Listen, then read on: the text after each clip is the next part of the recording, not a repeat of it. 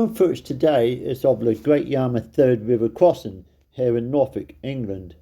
The drone I'm using is a DJI Mavic Mini, and what I'm going to do is going to head over to the Third River Crossing. Going to take my drone roughly about 200 foot. Want to get a little bit nearer to the cranes and see what we got here.